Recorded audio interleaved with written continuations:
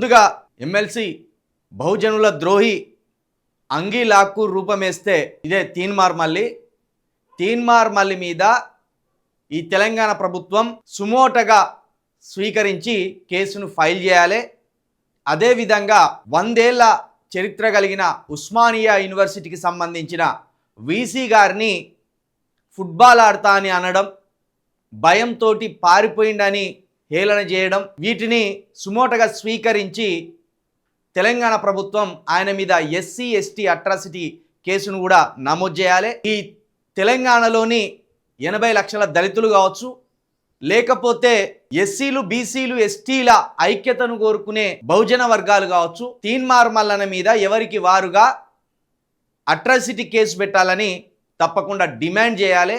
ఎందుకంటే అణగారిన వర్గాల నుండి ఒక అత్యున్నతమైన ఉస్మానియా యూనివర్సిటీకి వైస్ ఛాన్సలర్గా ఉన్న మొగులారం కుమార్ గారి మీద ఇష్టానుసారంగా దుర్భాషలాడి అగౌరవపరిచిన తీన్మార్ మల్లన్న మీద కేసు పెట్టవలసిందే. ముఖ్యంగా తీన్మార్ మల్లన్న అనేవాడు పటేల్ రాజ్యం కోసం, తన కులానికి సంబంధించిన పటేల్ రాజ్యం కోసం బీసీలను రెచ్చగొడుతూ, బీసీలను చంపుతూ ఒక దశ దాకా తన రాజకీయ స్వార్థాన్ని విస్తరించాలని చూస్తున్నాడు. అదే క్రమంలో నిన్న ఓయూ వైస్ ఛాన్సలర్ మీద ఉద్దేశపూర్వకంగా దురుద్దేశంతో ఇష్టానుసారంగా మాట్లాడిండు. విధులకు ఆటంకం కలిగిస్తూ అక్కడున్న సెక్యూరిటీ గార్డ్ని తన్నమని ప్రోత్సహించిండు.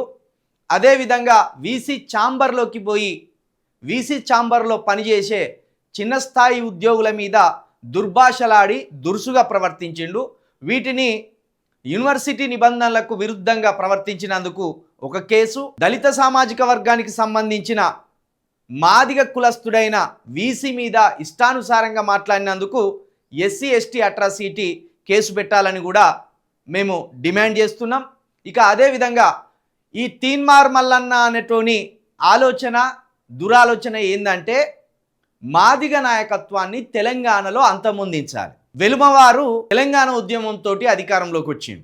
రేవంత్ రెడ్డి గారు కేసీఆర్ గారి మీద విద్వేషం పెంచి తన సోషల్ మీడియా ద్వారా కేసీఆర్ గారిని చులకన చేసి, కేసీఆర్ అనే వ్యక్తి మరోసారి సీఎం అయితే తెలంగాణను అమ్మేస్తాడనే ఒక అభద్రత భావాన్ని సోషల్ మీడియా ద్వారా విస్తరించి తెలంగాణ ప్రజల్లో ఆందోళన కలిగించి, ఇది వెలుమల రాజ్యం, దీన్ని మనం పడగొట్టాలి, అది రెడ్డిలకు మాత్రమే సాధ్యమని రెడ్డి పెట్టుబడిదారులందరినీ పోగేసి కేసీఆర్ని గద్దెదించి రేవంత్ రెడ్డి ముఖ్యమంత్రిగా సీఎం కుర్చీలో కూర్చున్నాడు.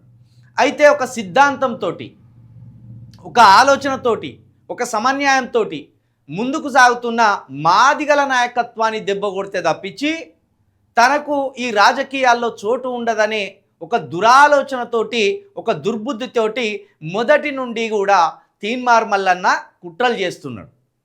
అందులో భాగంగానే విశారదన్ మహారాజ్ గారి దగ్గర బహుజన సిద్ధాంతానికి సంబంధించిన ఆలోచనలు, రూట్ మ్యాప్ని దొంగిలించి విశారదన్ గారి నుండి అవసరమైన జ్ఞానాన్ని తీసుకొని విశారదన్ గారిని మోసం చేసి విశారదన్ గారి జ్ఞానాన్ని తన జ్ఞానంగా తెలంగాణలో చెప్పుకొని తిరిగి ఎమ్మెల్సీగా గెలిచిన తీన్మార్ మల్లన్న మొదట విశారదన్ మహారాజ్ అనే ఒక అద్భుతమైన నాయకత్వ లక్షణాలు ఉన్న మాదిగ కులస్తుడికి మోసం చేసి ఆయన నాయకత్వాన్ని దెబ్బతీయాలని చూసింది.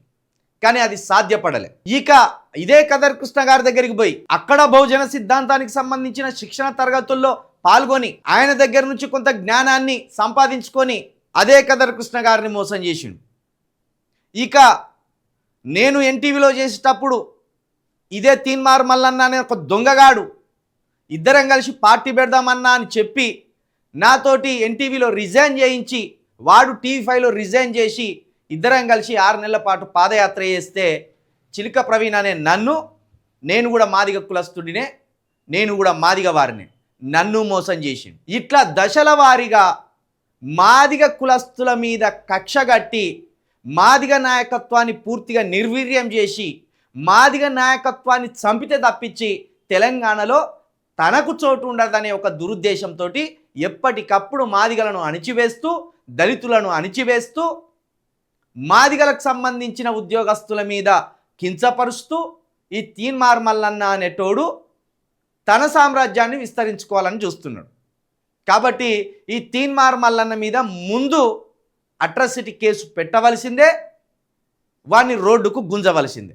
నేను దయచేసి చెప్తున్నా, మాదిగలు మీరు ఎస్సీలు, బీసీలు, ఎస్టీలు అందరినీ కలుపుకొని పోయే వారని నాకు తెలుసు. ఏమాత్రం కులాసమానతకు, మతాసమానతకు చోటు లేకుండా అందరినీ అక్కున చేర్చుకుంటారు. కానీ తీన్మార్ మల్లి కానీ దురుద్దేశాన్ని ముందే పసిగట్టకపోతే ఇది బీసీ సమాజానికి, ఎస్టీ సమాజానికి, మాదిగ సమాజానికి అత్యంత ప్రమాదకరం. నేను గొప్పగా చెప్పుకుంటా, నేను గర్వంగా చెప్పుకుంటా, గల్ల ఎగిరేసి చెప్పుకుంటా. నన్ను లక్షల మంది తీన్మార్ మల్లన్నతోటి నువ్వు గెలుస్తావా, తీన్మార్ మల్లన్నతోటి పోటీ పడతావా అని నన్ను హేళన చేసింది. నేను అదే రోజు 5 సంవత్సరాల క్రితం సోమాజిగూడ ప్రెస్ క్లబ్లో మరీ చెప్పిన అలాంటి వాళ్ళందరికీ. 1 సంవత్సరం తర్వాత తీన్మార్ మల్లిగాడు అనేటోడు సిద్ధాంతం లేనోడు, స్థిరత్వం లేనోడు, ఆలోచన లేనోడు, విద్వేషపూరి అని నిరూపిస్తా. ఆ రోజు చిలుక ప్రవీణ్ నిజాయితీ ఏంది, నిబద్ధత ఏంది, క్రమశిక్షణ ఏంది అనేది మీకే తెలుస్తుంది అని ఆ రోజే చెప్పినట్టుగానే ఒకే మాట మీద నిలబడ్డా. వాడు దొంగని తేలింది, నేను నిజాయితీ పరుడు అని తేలింది. మళ్ళీ చెప్తున్నా, మాదిగల కోసం కావచ్చు, బీసీల కోసం కావచ్చు, ఎస్టీల కోసం కావచ్చు, ఏ స్వార్థం లేకుండా, ఏ దురుద్దేశం లేకుండా ఎప్పటికప్పుడు మాట్లాడుతూనే ఉంటా. వాళ్ళ హక్కుల కోసం కావచ్చు, వాళ్ళ మీద జరిగే రాజకీయ అసమానత కావచ్చు, సామాజిక అసమానత కావచ్చు, ప్రశ్నిస్తూనే ఉంటా. కాబట్టి తీన్మార్ మల్లి అనేటోన్ని ఆదిలోనే అంతం చేయకపోతే ఖచ్చితంగా వాడు ఈ బీసీల ప్రాణాలు, ఎస్సీల ప్రాణాలు, ఎస్టీల ప్రాణాలు తీయడానికి వెనుకాడరనేది మనం అర్థం చేసుకోవాలి. ఎస్, తీన్మార్ మల్లన్నను ఖచ్చితంగా ఈ తెలంగాణలో దొంగగా దొరకబట్టినందుకు నేను గర్వపడుతున్నా. కొంతమంది అంటారు, తీన్మార్ మల్లన్న కోసమే ఛానల్ పెట్టినావా నువ్వు అని. మరి నేను అంటున్నా, కేసీఆర్ గారిని తిట్టడానికే తీన్మార్ మల్లన్న అనేటోడు ఛానల్ పెట్టిండా? ఇప్పుడు రెడ్డిలను తిట్టడానికే తీన్మార్ మల్లన్న అనేటోడు ఛానల్ పెట్టిండా?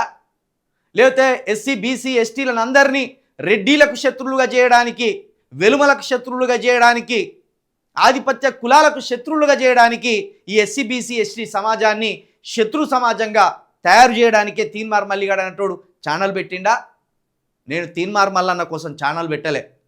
నాకు 15 సంవత్సరాల మీడియా అనుభవంతో ఎస్సీ, బీసీ, ఎస్టీలకు సంబంధించిన బహుజనవాదాన్ని బోధించడానికి, సమాజంలో కులమతాల భేదం ఉండద్దు అని బోధించడానికి మాత్రమే ఛానల్ పెట్టిన. ఎవరికో గొట్టంగాని కోసం నేను ఛానల్ పెట్టలేదు. కాబట్టి చెప్తున్నా, మల్లిగాని తాట తీస్తా. మాదిగల విషయంలో మల్లిగాడు మరొక్కసారి నోరు జారితే ఎంతకైనా, ఎంతటి సాహసానికైనా వెనుకాడననేది మరొకసారి చెప్తున్నా. మాదిగవారు మీరు 40 లక్షల మంది మాదిగవారు ఉన్నారు. 40 లక్షల మంది మాదిగవారు తూ అని ఉంచితే ఆ తుమ్ముల కొట్టుకపోయేటోడు వీడు. నా మీద ఆల్రెడీ ఇదే జోగులాంబ గద్వాల్ డిస్టిక్లో ఒక మాదిగ బిడ్డ మీద సిఐ చేసిండని ఇక్కడి నుండే లైవ్లో ప్రశ్నించినందుకు నా మీద కేసు పెట్టిండ్లు. దాని మీద వారం రోజులు నన్ను జైలు వేసిండు. కాబట్టి దళితుల కోసం కావచ్చు, మాదిగ వారి కోసం కావచ్చు, నేను ఎంతటి సాహసం చేయడానికైనా, వాళ్ళ మీద అక్రమాలు జరిగితే, వాళ్ళ మీద దాడులు జరిగితే ఖచ్చితంగా ముందుంటా. అది జోగులాంబ గద్వాల్ డిస్టిక్లో మూలన ఉన్న ఒక యువకుడి, దళిత యువకుడికి కావచ్చు, లేకపోతే ఉస్మానియా యూనివర్సిటీలో వైస్ ఛాన్సలర్గా ఉన్న మొగులారం కుమార్ గారికి సంబంధించి అసమానత జరిగితే కావచ్చు, లేకపోతే ఇంకో చోట ఉన్న ఎస్టీకి జరిగిన, ఇంకో చోట ఉన్న బీసీకి జరిగిన, నా గొంతు ఎప్పటికప్పుడు ఎదురు తిరుగుతూనే ఉంటుందని కూడా నేను చెప్పదలుచుకున్నా. కాబట్టి మల్లిగా నీ నోరు అదుపులో పెట్టుకో.